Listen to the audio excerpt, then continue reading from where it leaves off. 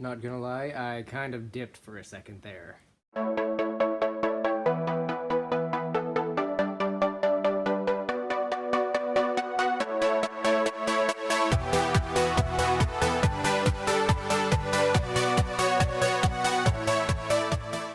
Hi everyone, and welcome back to another video by the Aether system, here on our channel Acrylic and Aether, where we address the lesser seen sides of dissociative disorders.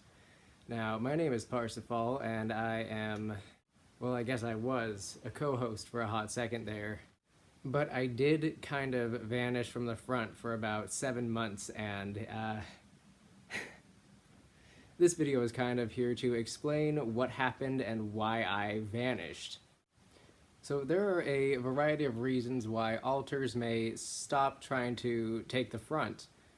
Some of which being they get too tired out, or it could be something like re-traumatization, which was the case with me. It started out with having to handle a ER trip for our mental health.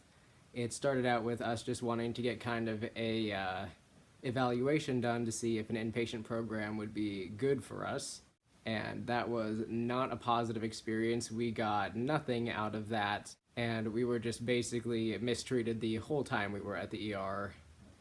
Not listened to, not given anything to like keep our minds out of itself.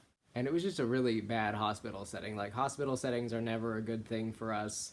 And this was kind of just a slap in the face. We do intend to make a whole video about it, because it was a pretty detailed thing. And we kind of want to talk more in detail about what the whole thing was. But that'll be a bit later on, done by someone who isn't me. And a few weeks following that, we had the delight of a trip to Florida with our father and one of his friends. This trip was to pack up our grandmother's house because she'd passed away in about February of last year. So of course he drug us and one of his friends along, and the whole time he was just really disrespectful to us and our gender especially. We corrected one person who called us a lady, and he said something along the lines of, "This is an organ, you need to get used to it." The whole time we were already getting misgendered and already not batting an eye. Like, can't we have one thing? But despite all that, we managed to get the house packed up and moved out very quickly. I think it only took like 3 days, so that was nice. But with the whole thing, it was basically like, ignore all of your emotions, because that's what tough people do, apparently, in our family. Nobody has emotions, because everyone likes to push them under the rug. Which is why everyone has all of these undiagnosed mental illnesses in my family. And past that, it gets pretty fuzzy. Like, I've intentionally tried to block out a lot of my memories of the past summer, because our dad had been getting a little bit more difficult towards us, like, consistently. And when we dropped out of college, the pep talk he gave us right before that kind of sealed the deal of, we're dropping out as quickly as physically possible. I wasn't really there for that part.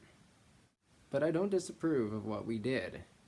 I think it was necessary, and I think we do need to take a step back from education and get on our own feet, instead of being pushed around by our family into degrees and things we don't even necessarily want. Plus, there was the tragedy of one of the other art major students passing away. Rest in peace, Joel Mills. He was a great person, and a friend of ours too, so it was really hard to see that happen.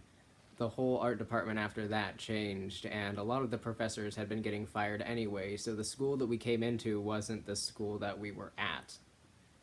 It was changing for the worst, and we didn't want to be there for that transitory period again, because we are always on the cusp of some sort of change, be it at work or at school or some strange kind of construction going on in the area.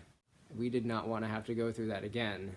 And plus, we only had like 1 semester left anyway, so that's something we could just go back and pick up any time.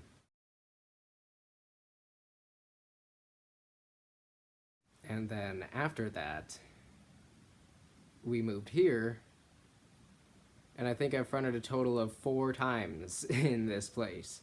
Like, over the time of my hiatus, I didn't completely stop fronting. I just stopped fronting as frequently, and I stopped trying to pay attention to what was going on out here. I tried to distance myself as much as I could, and most of what I did was basically trying to get some rest in the inner world and calm myself down and come to terms with what had been going on. So I pretty much just hung out on that floating island in the inner world the whole time in the tent that I live in, and the cat was there. We have a really strange cat thing in our world. It looks like a cat, but everybody says that it's not a cat. So essentially, after June, I kind of just gave up on fronting, and I really didn't realize the impact that would have on the rest of the system. I didn't really think that through, and I didn't realize what an important role I actually played. Everything kind of fell apart without me here, apparently. I hold a lot of willpower and just energy to get things done. But Devin had been getting stuck out, apparently, and people hadn't been fronting when they should be fronting, and people weren't filming because everyone's mouth had been feeling like it was getting sealed. And there's a lot of things that apparently I missed. I don't know if I care enough to know what they are. Trauma changes people. I was thinking about making a whole video about that, but I wasn't really certain. Round Baby came over to say hi. You're such a good girl. See, cats like me. I think this is the longest she's let anybody hold her in a hot second. What a good girl. She's just doing it for the views. But trauma changes people, even if it happens later in life. Trauma changes you when you unearth it. And we've been unearthing a lot. It can even impact the current relationships that you have. Like, we had some serious trust issues with our partner system for a second there due to the situation with Josh, but that's being resolved. But yeah, that situation with Josh really screwed everything up.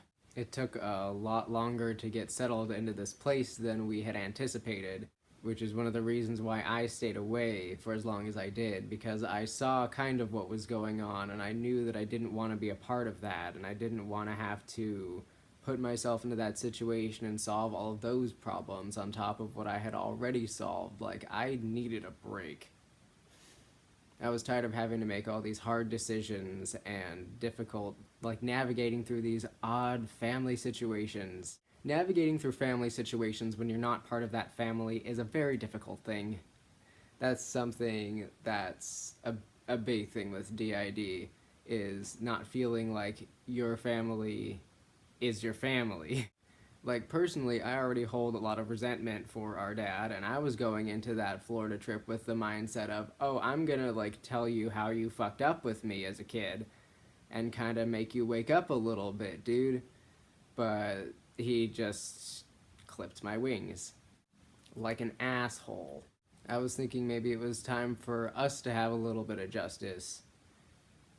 Maybe just tell him that it was a bad idea to let his brother, who has a history of assaulting people, to watch a child. I could have just told him one thing, but he wouldn't have even let us do that. He didn't want to listen, so I stopped trying to be heard, I guess. And I think that really spread across the whole system, and wow, I just felt like a wave of realization. I guess I'm working things out on camera again, that's great. Oh man, yeah. I guess I realized that my current company wasn't listening to me, so I guess I passively influenced the entire system to stop trying to be heard about just about everything. Oops. So, long story short, I ran into a lot of unexpected, really strange hardships in combination with unearthing trauma and dealing with family. And plus, I had kind of taken over the system at that point, and I was the acting host for a good several months. So maybe that wore me out a little bit too, but I still felt like I had a lot of energy going. Yeah, so as a result of that, I kind of just gave up on fronting and gave up on our life. I gave up on that chapter of our life. I needed a break, sort of a vacation, I suppose. And I guess I just needed to be away from everything that had been kind of forced upon me to deal with. I know as an alter, it's what I'm supposed to do, but there's only so much we can handle. Sometimes we think about it like a really big truck. Like the system is a big 18-wheeler truck or something, and the alters are the tires. Now, imagine in this universe that tires can regenerate. You need to swap out your tires if they're getting too worn down so the tires can regenerate. And my path had unexpectedly a lot of broken glass and sharp objects and nails and everything in it. So I really needed to be out of there for a second. Life throws sharp things at you, so it's good to have alters to back you up. Now, we didn't really have that, so we kind of just defaulted everything down to Devon, which was a not good thing. But moral of the story is expect the unexpected, and try to prepare yourself as best as you can, but if you can't handle what's going on as an alter, it's okay to take a break from the front. It's okay to need time to take care of yourself and take a step back from everything that's in front of you. It doesn't make you any less of a person to have to do that. Practicing self-care doesn't always look like nice things. Sometimes it looks like vanishing for a hot second.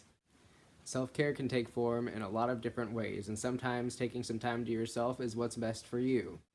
So take care of yourselves, goblins. If you're not a goblin already, all you have to do is hit the subscribe button, and you should probably ring the notification bell just so you guys know when we post, because it's been kind of erratic lately, but we're working on that. It's great to be back, it's great to see you all again, and we'll see you all in the next video. And also, we're finally getting around to being able to post things on Etsy again. Technology is kind of touch and go with us sometimes, but we're doing our best. We actually have some of those sketchbooks posted. Those are awesome and ready to go, and there are new scarves just in time for System Pride, some of which are System Pride colors. So if you'd like to, please check out all the links in the description below. Thank you very much.